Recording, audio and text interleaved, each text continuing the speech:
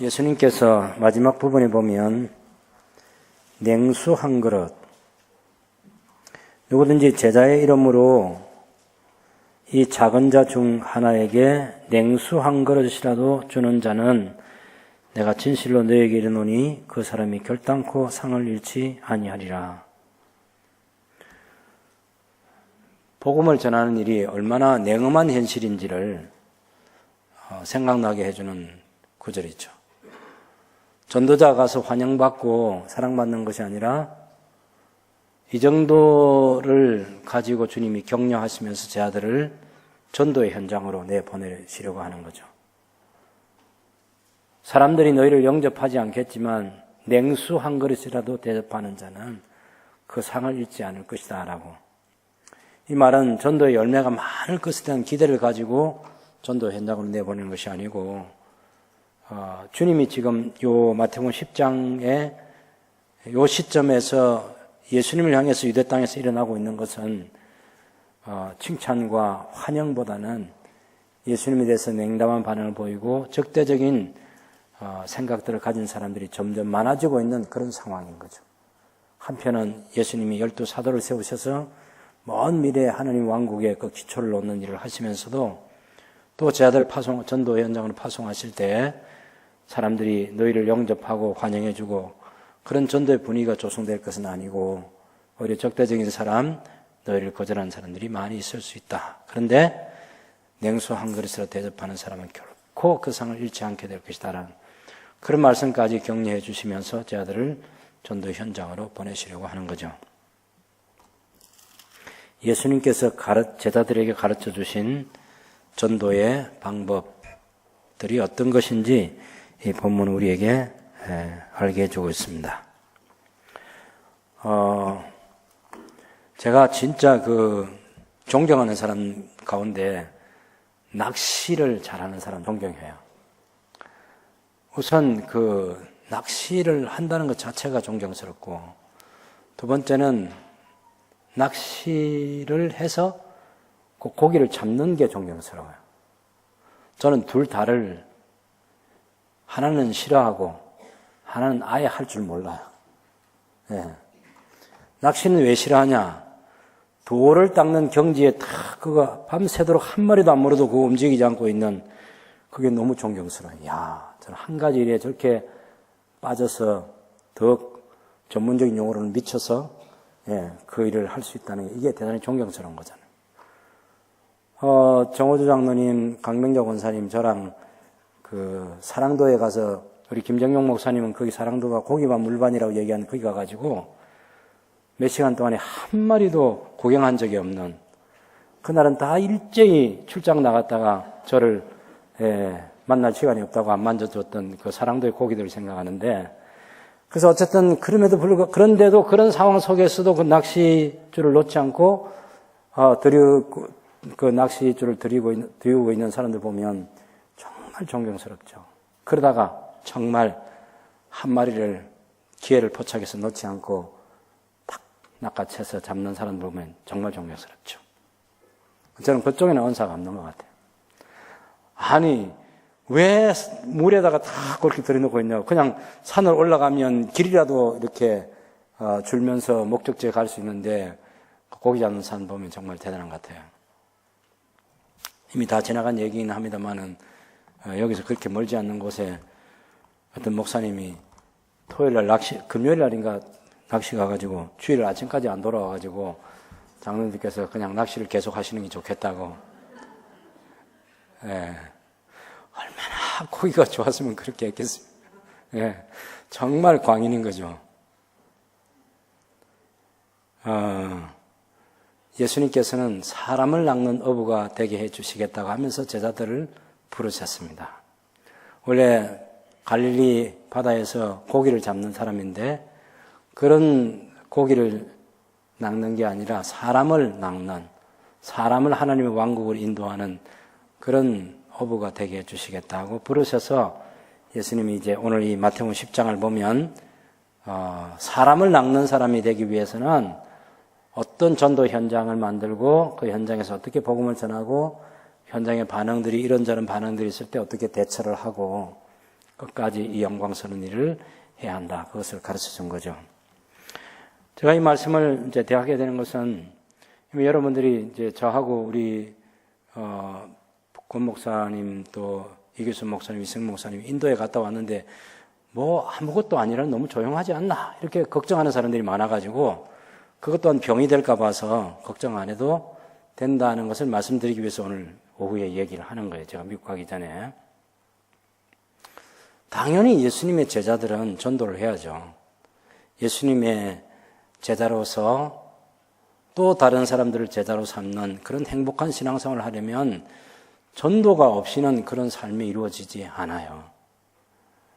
그래서 교회마다 전도를 하긴 합니다. 또 매주 전도하는 데도 있고 전도 전문팀을 만들어서 하는 그런 전도도 있는데 그걸 가만히 조사를 해보면 모든 사람이 전도를 잘하는 게 아니에요. 그건 열심히 교회적으로 하는 가운데 슈퍼스타들이 있어가지고 그 한 사람 때문에 때로는 수십 명씩 수백 명씩 그렇게 신앙생활을 하는 사람들이 많아요.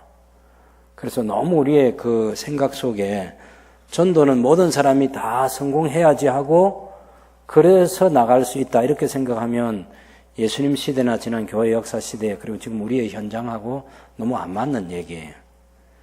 여러분 예수님을 오늘 오전에도 말씀드렸지만 예수님이 가르치고 예수님 말씀하고 해도 그걸 냉담하게 거절하잖아요. 하물며 그 예수님에 대해서 얘기하는 우리의 말은 얼마나 더 안 들어주려고 하겠습니까? 그래서 전도라고 하는 것은 우리가 전도를 하려면 우리의 생각부터 바꿔야 전도 현장에 나갈 수 있다. 첫 번째로 바꿔야 될 건 뭐냐면 전도는 선교지에서는 되고 우리나라처럼 이제 국민 소득이 3만 불이 되는 데는 안 된다. 이렇게 생각하기 쉬운 거예요. 선교지도 여전히 안 됩니다. 역사 속에 선교 역사 속에 선교사들이 다 전도를 많이 하고 사람들을 많이 불러들이고 하는 그런 데는 없어요. 어떤 지역은 그렇게 부흥한 데도 있습니다만은 모든 선교지가 그렇게 된 게 아니고 모든 선교사들도 그렇게 해내지 못했습니다. 그래서 우리나라도 통계를 보면 전도 현장이 그렇게 많은 열매를 맺고 하는 그런 현장들이 많지 않습니다. 그래서 일단은 예수님께서 제자들을 보내시면서 5절에 보면 너희가 예수께서 이 12를 보내시며 명령하여 이르시되 이방인의 길로도 가지 말고 사마리아인의 고리로 들어가지 말고 오히려 이스라엘 집에 잃어버린 양에게로 가라. 이건 이제 한시적으로 하는 거예요. 한시적으로. 12제자를 12사도로 일단 세우세요. 많은 제자들 가운데 12명을 사도로 세우신 다음에 그 둘씩 이제 짝지어서 전도 현장에 보내면서 예수님이 하신 말씀은 아직은 예수님이 십자가에 돌아가시고 부활 성천하시고 나서는 모든 족속에게까지 가서 제자를 삼으라. 그렇게 말씀하시고 온 땅끝까지 가서 내 증인이 되라. 그렇게 말씀하셨지만 지금 현재 어찌 보면 이 전도는 전도 실습이에요. 전도 실습. 예수님께서 전도 가르치시고 전도 현장에서 이렇게 가서 하고 이렇게 그 현장을 어떻게 장악할 건지 현장을 어떻게 통치하고 거기서 복음을 전할 건지 그런 것들에 대한 얘기인데 일단은 이방인의 길로도 가지 말고 이스라엘에 잃어버린 자들에게로 먼저 가서 이 복음을 전하게 했어요. 그래서 사도 바울도 사도행전을 읽어보면 항상 먼저 갔던 곳이 자기 동족이 많이 모이고 있는 회당에 가서 거기서 복음을 먼저 전하는 일을 시도를 했습니다. 이스라엘 집에 잃어버린 양에게로 가라. 가면서 전파하여 말하되 천국이 하나님의 왕국이 가까이 왔다 하라. 이 메시지를 전하는 하나님의 왕국에 대한 메시지. 그래서 전도하러 갈 때는 하나님의 나라를 전파하러 가는 거지 당신 예수 믿으면 사업이 잘 된다든지 당신 예수 믿으면 건강해진다든지 그런 걸 약속하러 가는 거 아니에요. 그건 부수적으로 따라오는 거예요. 병든 자를 고치면서 그 병든 자가 나음을 입음으로 하나님의 나라가 임하였다는 것을 보여주고 그 하나님 나라의 왕이신 예수님을 믿는 그 접촉점이 되게 하기 위해서 병든 자를 고치는 게 있지만 병을 고치는 게 주 목적은 아니에요. 하나님의 나라가 가까이 왔다 하라. 우리가 이 하나님의 나라를 다른 말로는 천국이라는 말인데, 천국. 마태복음 천국 얘기를 많이 해요. 하나님의 나라, 천국. 그 천국을 우리가 가는 것으로 생각해요. 천국이 갑니까? 천국이 옵니까? 예? 천국이 와요? 우리가 가요? 갑니까? 근데 예수님께서 기도를 가르쳤을 때는 하나님의 나라가 임하게 하시오며 그렇게 기도하라고 그랬잖아. 그럼 천국이 우리에게 와야 되잖아. 너희가 천국 가도록 기도해라. 그런 거는 예수님 말씀하시지 않았는데. 근데 천국에 대한 오해가 있어요. 천국에 대한 오해. 영생에 대한 오해. 어떤 오해가 있냐면, 우리가 영생도 오늘 요한복음 5장 24절 보면 나를 보내신 아버지를 믿는 자는 영생을 얻었고 이렇게 얘기했잖아요. 그럼 지금 영생을 얻었단 말이에요. 근데 사도 바울이 그 영생을 또한 사모했어요. 사도 바울의 서신을 보면 어떤 데는 구원해 주신 하나님의 은혜에 대해서 감사하고 또 내가 남아있는 내 영생에 대한 소망을 가지고 있다. 이런 얘기. 그건 영생에 들어간다. 영생을 얻었다. 이런 얘기가 있어요. 그래서 구약과 신약 성경 모든 곳에서 이것을 어떻게 말하는지 그걸 가지고 딱 정리를 해야 된단 말이에요. 여러분, 구원이라고 하는 건 성경에는 구원, 영생 이거 다 같은 개념으로 얘기합니다. 그것을 얘기를 할 때 우선 과거형이 있어요. 과거. 구원받았다, 영생을 얻었다. 과거형이 있어요. 그리고 현재가 있어요, 현재. 구원을 받고 있다, 영생을 얻고 있다. 미래가 있어요.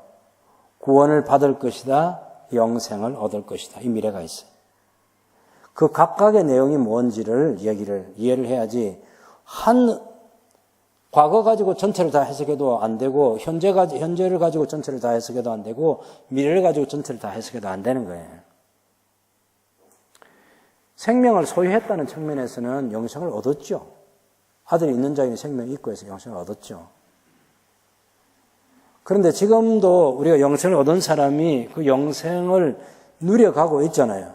풍성이 얻고 더 얻게 될 것이라는 측면에서는 지금 내가 영원한 생명, 예수님께서 오신 목적이 내가 양을 가하면 생명을 얻게 하고 더 풍성히 얻게 하려는 것이라 그랬잖아요.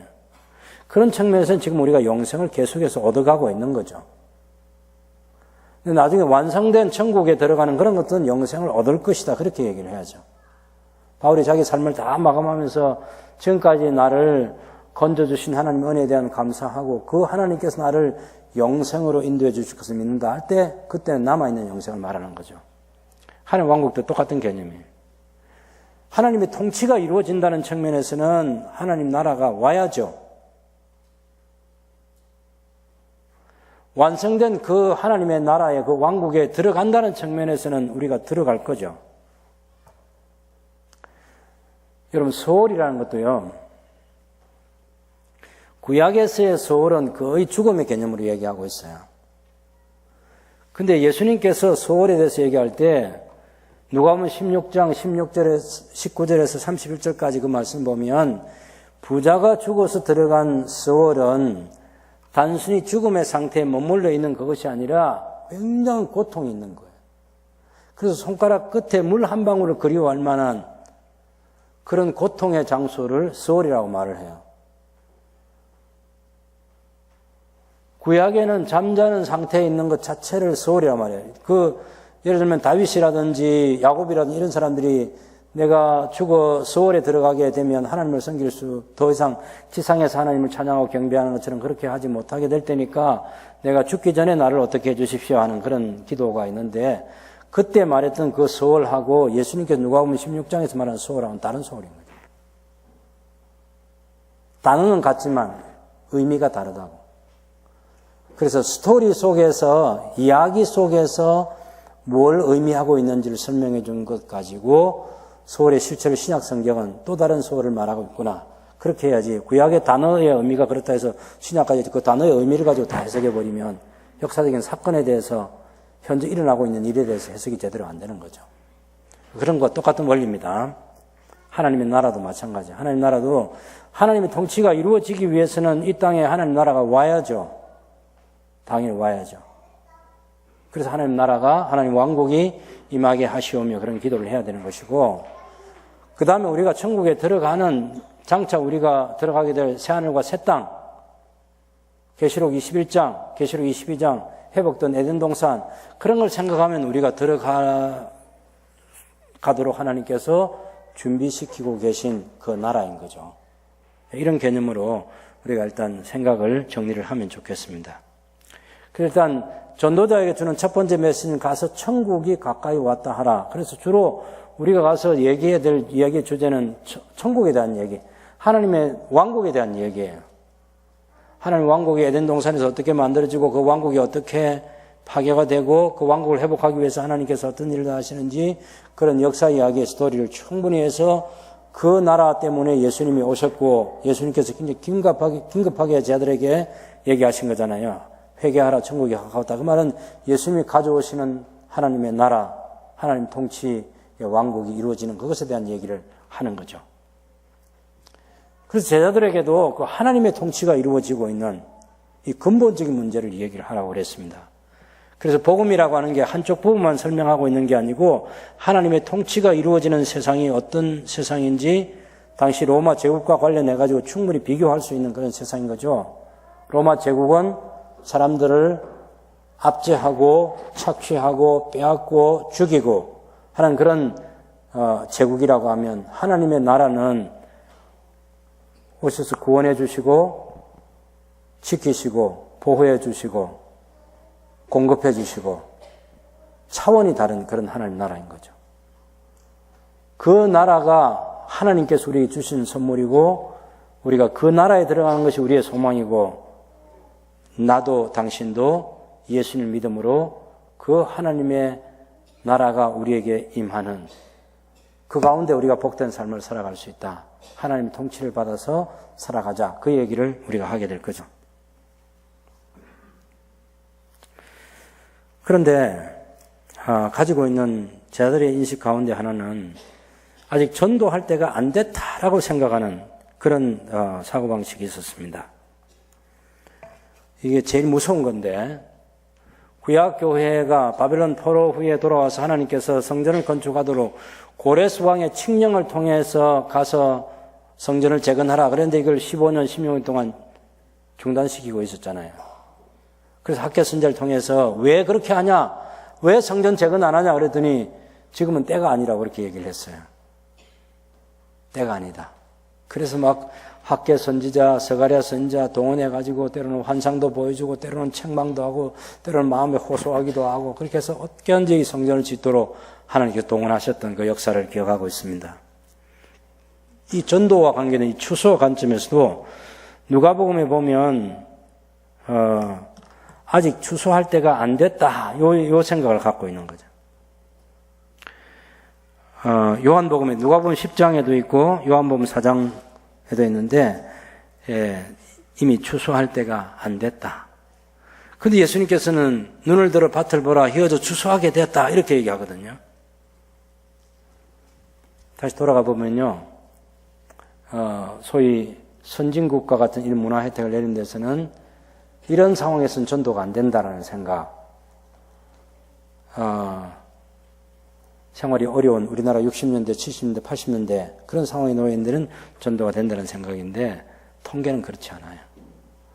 통계는 전도를 하느냐 안 하느냐에 달려있는 거지 그 시대적인 환경이 전도를 되게 하고 안 되게 하고 그렇게 하는 것은 아니라고 말해주고 있습니다. 우리가 마태복음 9장에 보면요, 9장 35절에 예수께서 모든 도시와 마을에 두루 다니사 그들의 회당에서 가르치시며 천국 복음을 전파하신 모든 병과 모든 약한 것을 고치시는 무리를 보시고 불쌍히 여기시니 이는 그들이 목자 없는 양과 같이 고생하며 기진함이라. 이에 제자들이 이르시되 추수할 것은 많되 일꾼이 적으니 그러므로 추수하는 주인에게 청하여 추수할 일꾼들을 보내주소서 하라. 눈을 들어 밭을 보는데 추수하게 되었다.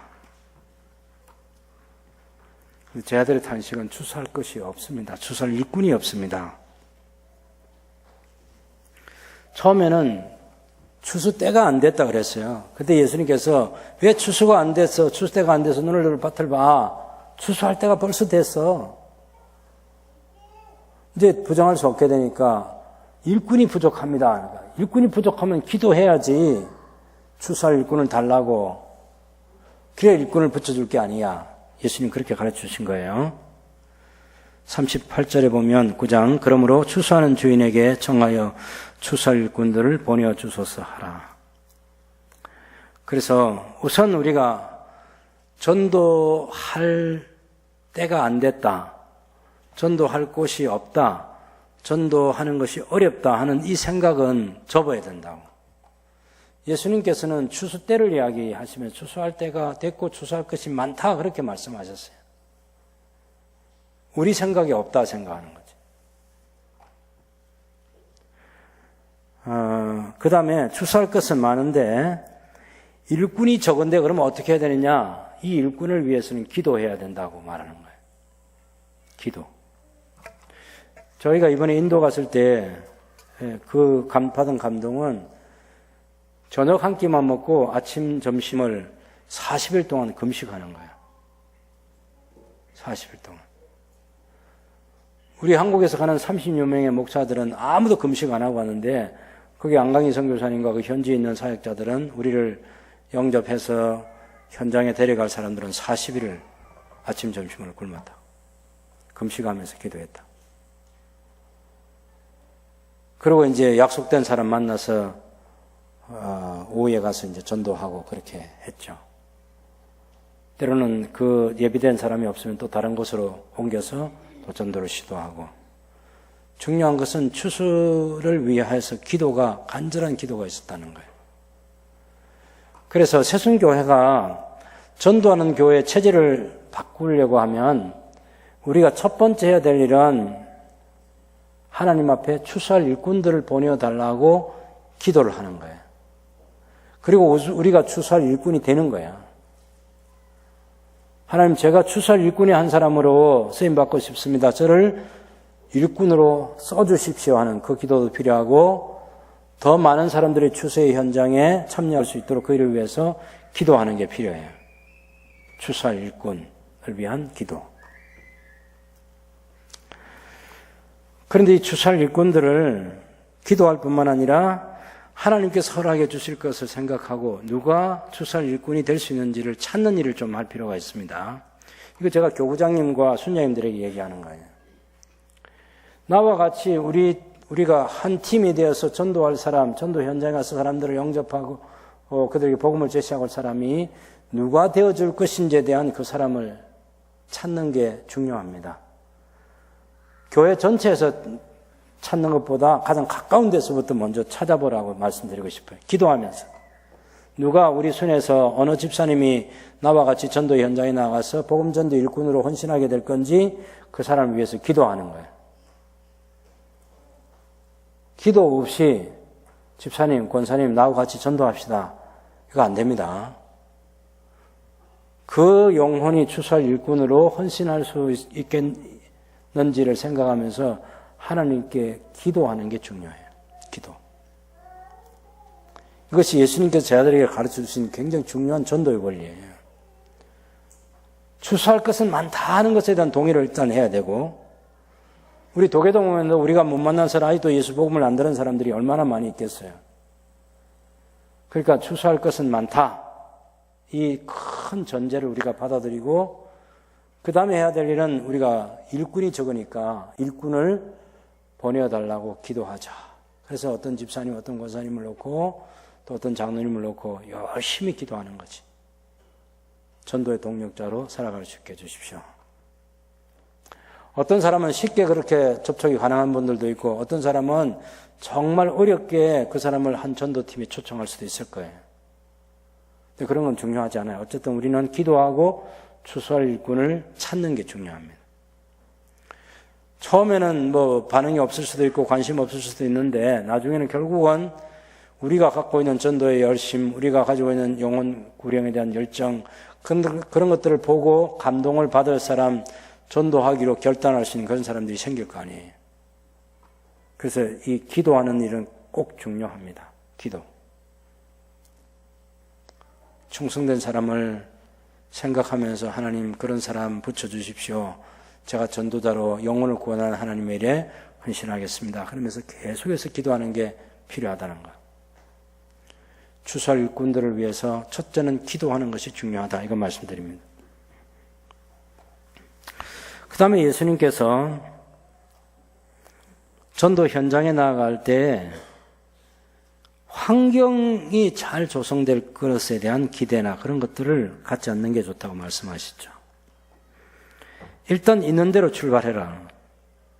8절, 9절, 10절을 보면 너희가 거저 받았으니 거저 주라. 그 정도의 가치와 영광이 있는 거죠. 복음이라고 하는 것은 거저 나눠 줄 수 있어야 한다는 거. 그리고 11절에 어떤 성이나 마을에 들어가든지 그 은총에 합당한 자를 찾아내어 너희가 떠나기까지 거기서 머물라. 이것을 이제 평안의 사람이라 그렇게 부르기도 합니다. 평안의 사람. 우리가 어떤 마을에 갔는데 그 마을에서 함께 복음을 위해서 동력할 사람을 찾는 거예요. 집 장소를 제공해 주는 사람, 또 이웃을 초청할 수 있는 그런 사람, 다양한 관점의 사람들을 우리가 계속 염두에 두고 기도하면서 찾고 그런 가운데 그 사람의 말이면 그 동네에서 무시하지 않는 그런 하나님의 사람을 우리가 찾는 게 필요하죠. 이미 우리가 지난번에 한번 시도하려고 했습니다만은 전도를 하려고 할 때 누가 추수하는 일꾼으로 동참을 해서 우리와 함께 전도자가 돼서 그 일을 이룰 것인지 이거 찾는 일을 꾸준히 해야만 가능한 거예요. 그냥 나가자 한다고 나가지는 게 아닙니다. 복음을 사랑하는 사람, 복음에 대한 열정 가진 사람, 예수님의 복음에 감격할 수 있는 사람, 그렇게 마음으로 영으로 준비된 그런 사람을 찾는 게 중요해요. 어떤 것보다 가치 있는 일이겠죠. 그래서 여러분이 우리 순장님들이, 교구장님들이 손과 교구 안에서 영혼을 구원하는 하나님의 추수 행사에 동참할 일꾼이 누구일까? 뚫어지게 바라보면서 기도하면서 그 일꾼을 찾는 게 1순위예요. 그럼 우리가 전도팀이 만들어지겠죠. 전도 폭발할 때 훈련을 받은 것처럼 한 사람의 전도 훈련자, 그 한 사람에게 두 사람의 훈련생, 그리고 그 한 사람, 그러면 세 사람이잖아요. 그 세 사람에게, 한 사람에게 두 사람의 기도 후원자, 이렇게 9명으로 한 전도팀이 구성되는 팀을 만들 수 있을 것입니다. 그 9명의 역할 가운데 3명은 일단 훈련을 받고 현장에 나가서 전도를 실습해가지고 나중에 10주, 12주가 지나면 전도를 할 수 있는 전도자를 길러내는 게 그 팀의 첫 번째 중요한 것이고, 두 번째는 6명이 기도 후원자 6명을 만들려고 하는 것은 어떻게 하면 자기가 평소에 친밀 관계를 잘 유지해 놓은 사람 가운데 전문적으로 전도 훈련을 받고 있는 사람이 와서 전도를 복음 제시를 해줄 수 있는 그런 환경을 만드는 거예요. 이것 또한 굉장히 중요한 거예요.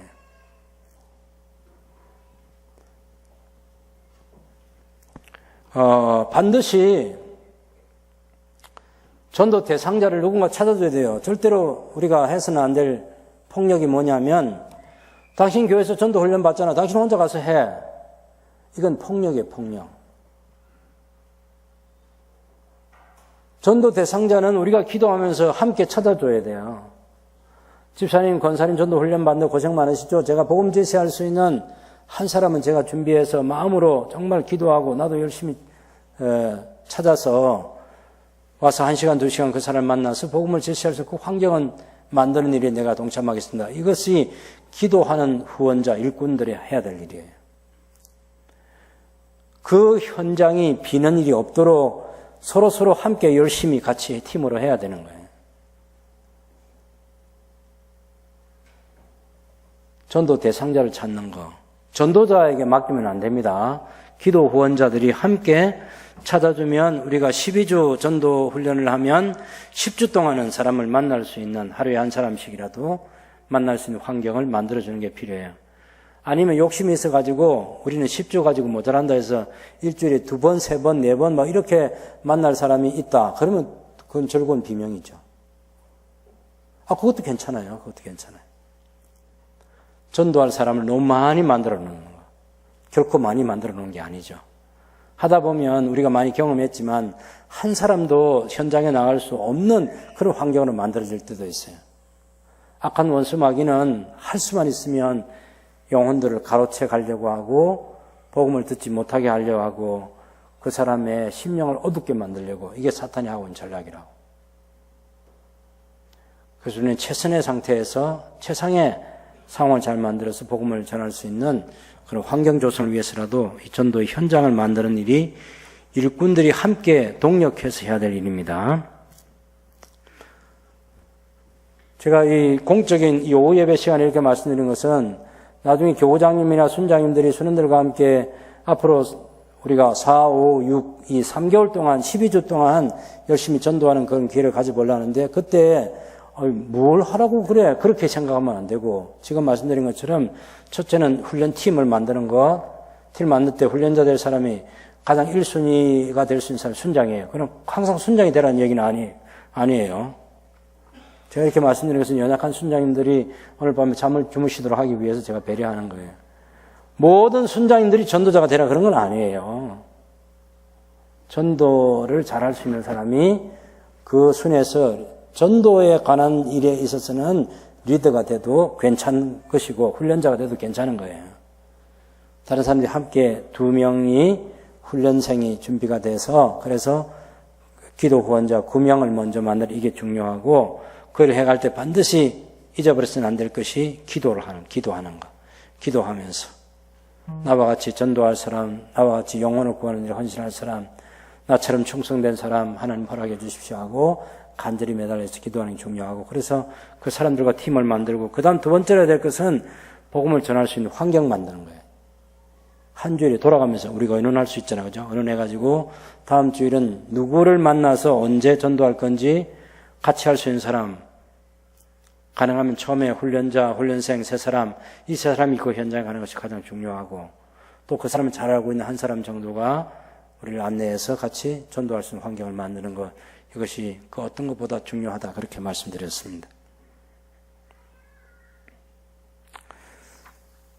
그런데 아무것도 가지고 가지 말라고 그랬죠. 돈 같은 거 걱정 안 해도 된다. 10절에 보면, 19절에 보면 너희 전대에 은이나 금이나 은이나 동을 가지지 말고 여행을 위해서 배낭이나 두벌 옷이나 신이나 지팡이를 가지지 말고 이런 일꾼이 자기의 먹을 것을 받는 것이 마땅하니라. 이건 그 당시에 순회 전도자들에게 얼마나 냉혹한 현실이 전도의 현장에 있는지를 우리가 하여금 생각나게 하는 부분입니다. 우리는 거기까지 가지는 않지만 그래도 우리가 전도를 하면서 사람을 너무 의지하고 그럴 필요는 없다는 거예요. 하나님께서 공급해 주신 자원을 기대해야 할 수 있습니다.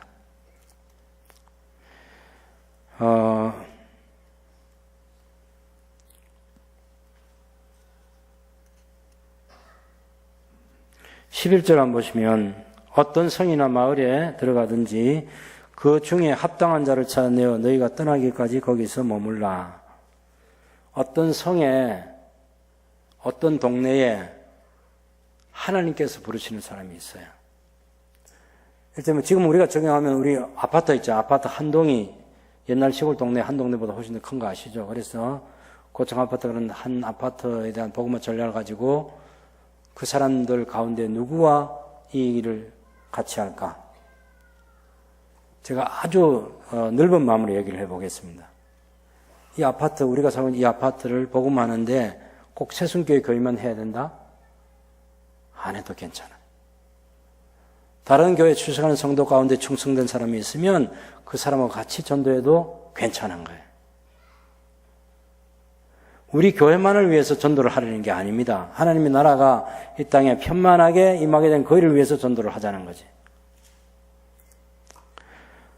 그래서 하나님의 일꾼들을 찾아서 우리가 그렇게 해야 되겠습니다.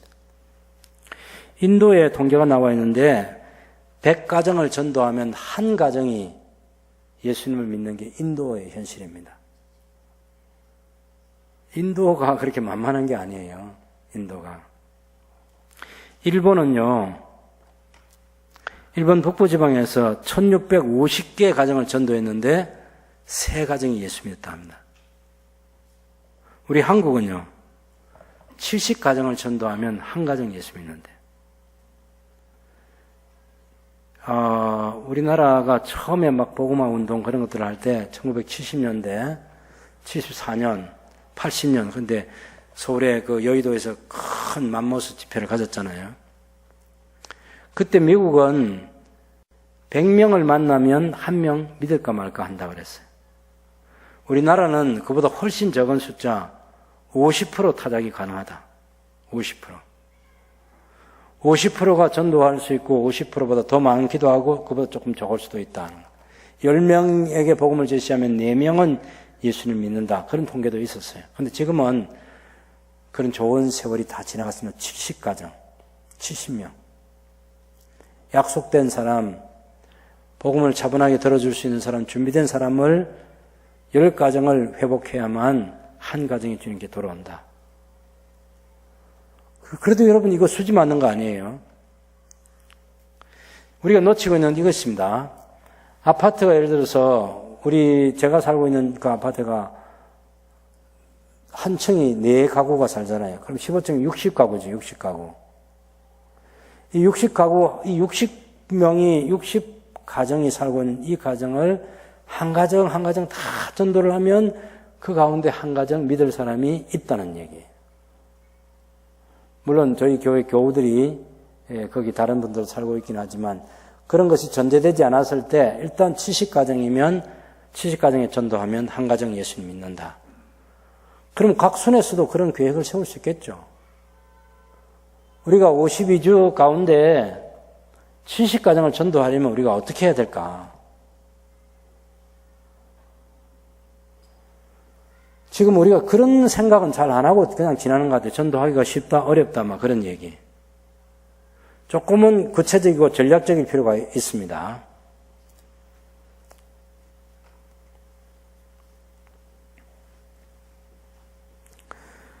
예수님께서 지금 말씀하신 거,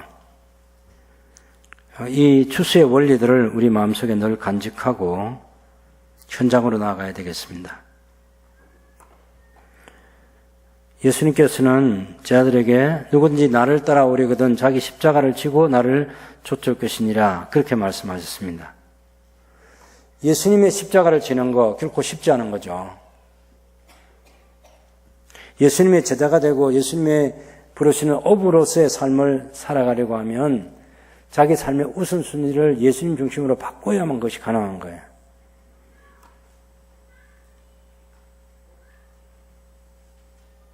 마태복음 4장 19절 말씀 보면 만일 나를 따라오면 사람 낚는 어부가 되게 하리라. 나를 믿는 자는 내가 하는 일도 그도 할 것이요 또한 그보다 큰 일도 하리니 이는 내가 아버지께로 감이라.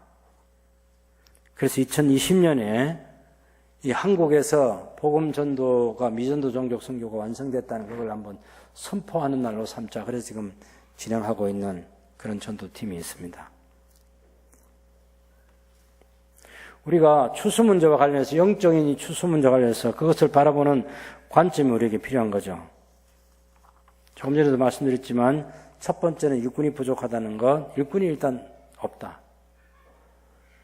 아파트 전체에 지나가는 사람 만나도 하루 종일 한 사람 만나기가 어려운데 더구나 그 통성명을 하고 그 사람 예수 믿는 사람인지 안 사람 아닌지를 확인하고 하려면 더 어렵잖아요.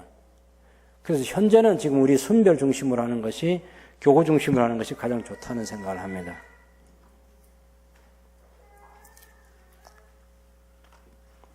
자, 궁극적인 결과는 하나님께서 만드셔야 되죠. 그래서 어떤 집에 들어가면 어떤 성이나 마을에 들어간지 그 중에 합당한 자를 찾아내어서 너희가 떠나기까지 거기서 머물러라. 이렇게 말 때 이 합당하기까지. 전도를 해본 경험이 있는 사람은 최근에 전도 현장의 어려움을 잘 느끼는 사람. 눈으로, 피부로 느낄 수 있는 사람. 하나님의 나라에 대한 염려가 있는 사람. 하나님 나라에 대한 그 꿈을 가진 사람. 이 사람이 필요한 거예요. 사실 사도 바울이 없었다면 제2차 복음전도, 제3차 복음전도는 이루어지지 못했겠죠. 수십 명을 이끌고 다니면서 많은 위험이 도사리고 있는 곳에서 두려워하지 않고 복음을 전할 수 있었기 때문에, 그래서 그 사복음서도 보면 예수님께서 복만 단축 기간이 길지 않고 기간은 오히려 짧은데 하나님께 잘 훈련돼서 그 사역을 계속 지속할 수 있는 사람으로 준비됐던 그런 역사를 볼 수 있습니다. 아마 우리가 전도 현장에 가면 첫 번째로 해야 될 것은 나하고 같이 전도를 할 사람이 순 안에서나 교구 안에서나 우리 교회 안에서나 교회 밖에서나 전도를 같이 할 수 있는 사람이 준비되어야 된다. 이게 중요한 거예요. 혼자 하는 거 아니에요, 여러분. 혼자 전도를 몇 명 해와서 시상대에 올라라 그 얘기가 아니에요. 구역 성도들과 같이 교구의 사역자들과 같이 팀워크를 이루어서 그 리더십에 순종하면서 하나님이 기뻐하시는 일꾼을 세우는 일을 하는 거죠.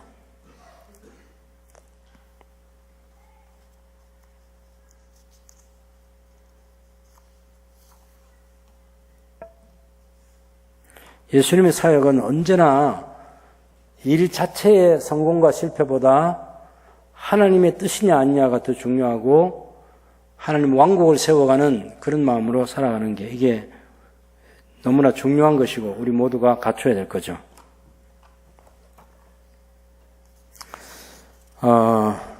하나님의 계획.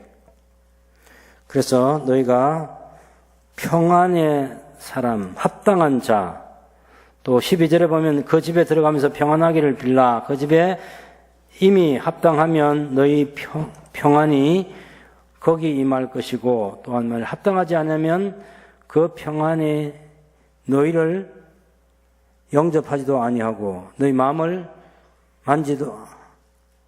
너희 말을 듣지도 아니하거든. 그 집이나 성에서 나가 너희 발에 먼지를 떨어버리라. 그래서 사람들이 저희들이 발에 먼지를 떨어버리고 간 그런 경우도 있었죠. 예수님의 제자 하루아침에 만들어지지 않습니다. 많은 영역에서 예수님의 지도가 필요한 사람이었습니다. 그걸 하나하나 진행해가는 게 필요한 거죠. 그런데 놀라운 것은 하나님께서 예비하신 사람을 만나게 해주신다는 겁니다. 전도 현장에 가보면 우리 전도자들의 간정은 나는 어떤 사람을 만나려고 준비해 갔는데 그 사람 마침 못 만나고 다른 사람 만나서 복음 제시했는데 그 사람이 예수님 영접해야 되는 그런 얘기가 많은 전도자들의 간정이에요. 하나님께서는 이렇게 하나님의 방법으로 하나님의 뜻대로 하나님이 원하시는 사람들을 부르시려고 열심을 내시는 거예요. 이게 굉장히 중요한 원리인 거죠. 그래서 우리 새순교회가 이제 전도하는 교회로 모두를 바꿉니다. 첫 번째 할 일은 3월달 남은 기간, 셋째 주, 넷째 주, 이 3월 한 절반 정도 이제 지나가잖아요. 절반 정도 지나가는데, 3월 절반이 지나가고, 그 다음 주부터 새순교회가 기도하고 전도하는 분위기로 전환이 된다. 1차적으로 헌신이 될 사람은 순장과 교구장님들이다. 이걸 잊지 말아야 되겠습니다. 같이 기도하는 거예요, 뜨겁게. 해도 되고 안 해도 되고가 아니라 새순교회가 주님의 교회로서 건강하게 세워지기 위해서 3주밖에 헌신할 수 없는 사람이지만 자기 생애를 그렇게 들여서라도 발로서 섬겨보는 그런 열심들이 저와 여러분에게 필요한 것이죠.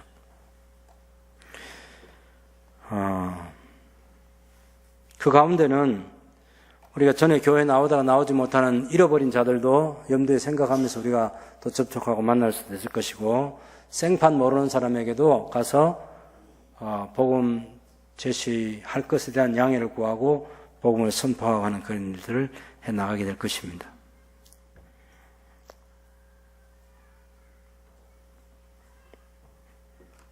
그런데 예수님께서는 그 전도자를 내보내시면서 그 현장 자체는 그렇게 녹록한 현장이 안 될 것이다라고 말씀해 주십니다.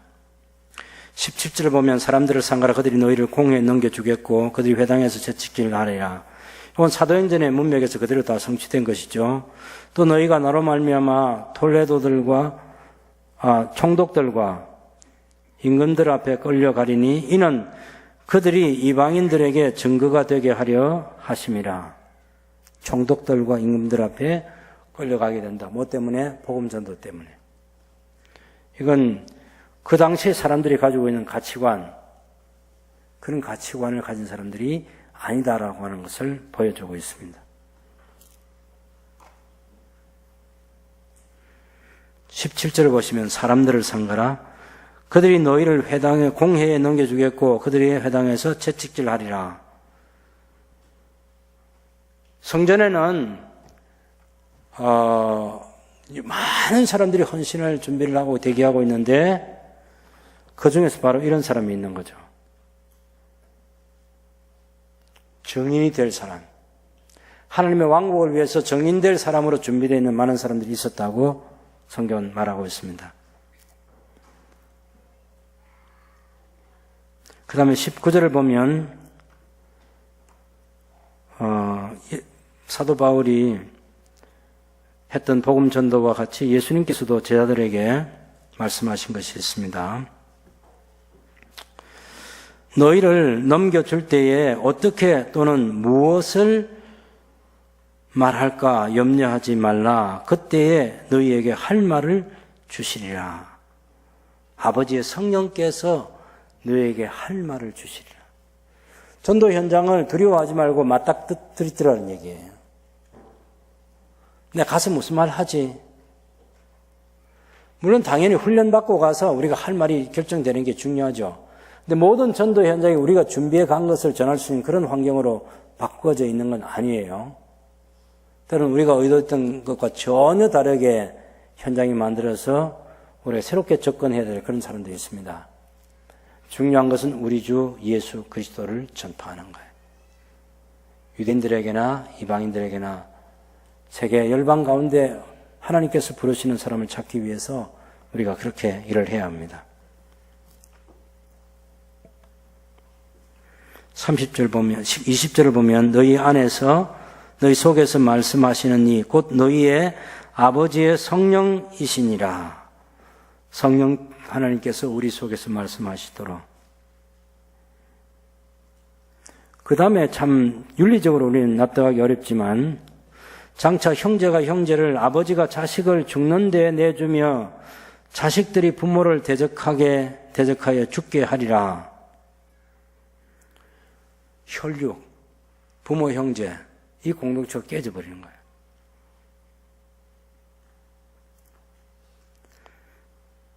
얼마나 관계가 악화되면 형제가 형제를 아버지가 자식을 죽는 데 내주겠습니까? 부모를 그렇게 어려운 공경에 빠뜨릴 수도 있고 집안 식구가 원수가 되는 거죠. 이걸 또 항상 또 집안 식구가 원수라 그래서 늘 바라보면 그냥 원수, 저 원수 그렇게 하라는 얘기는 아니에요. 복음 때문에 가정이 나눠질 수 있잖아요. 예수 믿는 것 때문에 가정의 그 공동체가 새로운 공동체로 바뀌어지기도 하는 거죠. 근데 그걸 두려워하지 말라는 얘기예요, 성경은. 예수님께서 누가 내 모친이며 누가 내 형제냐라고 그렇게 말씀하실 새 가족 공동체를 말씀하실 때도 너희 말을 잘 듣고 그래서 그 복음을 영접하고 복음 안에서 열매 맺는 복음 위해서 새로운 열정을 가지고 있는 사람들이 하나님 부름받는 일꾼으로 뽑혀지게 될 것이라고 말씀해 주셨습니다. 21절을 다 같이 22절을 같이 한번 읽어보겠습니다. 또 너희가 내 이름으로 말미암아 모든 사람에게 미움을 받을 것이니 끝까지 견디는 자는 구원을 얻으리라. 전도하다가 미움받아 본 적 있으신가요? 아마 어떤 사람들은 아예 전도를 안 해봤기 때문에 이런 현장을 한 번도 만난 일이 없을 거예요. 아니, 내가 전도하다가 싸움이 일어날 만한 곳에 시비를 안 거는 게 대부분 우리의 현실이에요. 너무 좋은 환경 만들어질 때 그때를 기다리고 그때 복음을 전하겠다고 하는 거죠.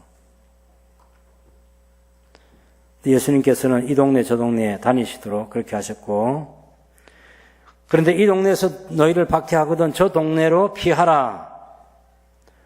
아이고, 예수 믿다가 복음 전하기 당연하지, 돌에 맞아 죽으면 맞아 죽고, 그렇게 생각하고 너무 그렇게 속단하지 말라는 거예요. 현장이, 우리를 박해하는 현장이 있을 수도 그것을 지혜롭게 피해야죠. 살아남아야 합니다. 이스라엘의 모든 동네를 다 다니지 못하여 인자가 오리라. 승천하신 예수님께서 저들 가운데 임재해 계셨다고 말씀하셨죠. 그래서 너무 우리가 우리의 짧은 시간 안에서 모든 것을 다 해석할 필요는 없습니다. 어쨌든 그렇게 해서 예수님 영접하는 사람, 영접하지 못한 사람이 생겼을 때 이건 예수님께서 화평을 주려는 목적이 아니고 금을 주려는 목적처럼 서로 믿는 이와 믿지 않는 자가 갈등하고 다투고 형제 우애가 끊어지고 그럴 수도 있는 거죠. 이것보다 훨씬 더 강하게는요, 같이 예수님을 믿는 사람이 동료 예수님 믿는 사람을 잡아넣는 거예요. 그렇게 할 수도 있어요. 아버지에게나 어머니를 나보다 더 사랑하는 자도 내게 합당하지 아니하고, 아들이나 딸을, 다시 말하면 손자 손녀를 더 사랑하는 자도 내게 합당하지 아니하다. 너희가 자기 십자가를 지고 나를 따르지 않는 자도 내게 합당하지 아니하고. 예수님께서 제자들에게 하신 이 말씀부터 제자들이 또 다른 사람들을 전도자로 불러드릴 때 환경을 조성해서 같이 먹고 같이 지내고 하는 이 환경들을 다 만들었습니다.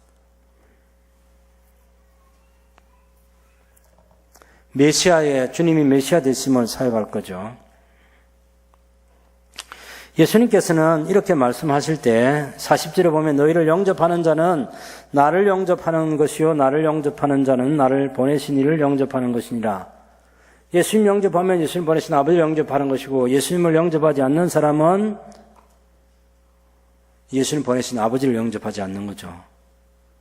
예수님이 말씀을 하실 때 41절에 보면 선자 이름으로 선자를 영접하면 자는 선자의 상을 받을 것이고, 의인의 이름으로 의인을 영접하는 자는 의인이 저주를 받게 될 것이다. 누구든지 그 형제처럼 주님의 이름으로 이 작은 자 하나에게 냉수한 것에서 대접하는 자는 결코 그 상을 잃지 않게 될 것이다라고 주님이 격려해 주셨습니다. 전도 현장이 결코 쉽지 않은데 계속해서 해가면 이 평안의 집 사람들처럼 동역자 되어주고 같이 후원자가 되어주고 사람들을 자기 집에 초청하거나 또 복음순회 전도자를 만나게 해줘서 복음을 듣게 하고 구원하는 역사를 경험하게 하는 거죠. 모든 제자가 똑같은 삶을 산 건 아니에요. 모든 전도자가 항상 전도에 성공하는 게 아니에요. 전체적인 분위기는 안 좋은 분위기가 훨씬 더 많다. 그런데도 전도는 해야만 하나님의 왕국 백성들을 거두드릴 수 있다는 거예요. 그래서 우리가 전도하는 거예요.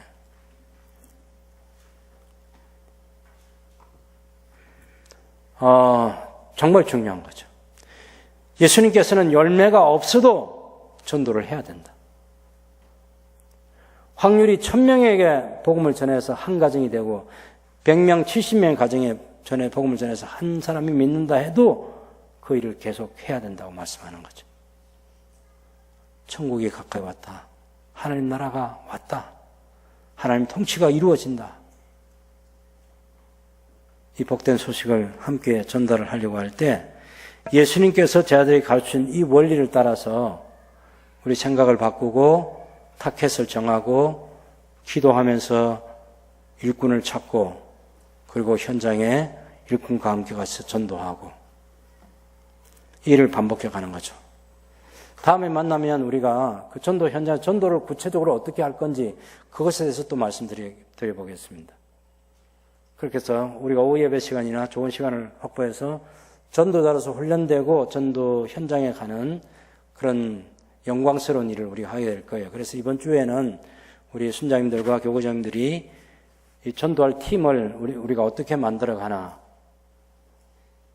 실제로 전도 현장에 헌신할 수 있는 사람, 그리고 전도 현장에 가서 복음을 전할 수 있는 사람뿐만 아니라 그 현장을 준비해 주는 기도 후원자들, 이런 사람들을 누가 맡아서 어떻게 할 건지 순모임 때 충분히 의논하셔서 그런 계획들을 가지고 하나님의 나라 일들을 진행하면 좋겠습니다. 예수님께서도 당신께서 가시고 싶은 동네가 있었어요. 그런데 친히 가시지 않으시고 제자들을 훈련시켜서 파송했습니다. 우리가 모든 것을 다 할 수 있는 것은 아니지만 일꾼 찾고 기도하고 전도 현장을 만들고 복음의 진보가 이루어지는 그 일은 우리 모두가 행할 수 있는 일이고 마땅히 그렇게 해야 된다고 생각합니다.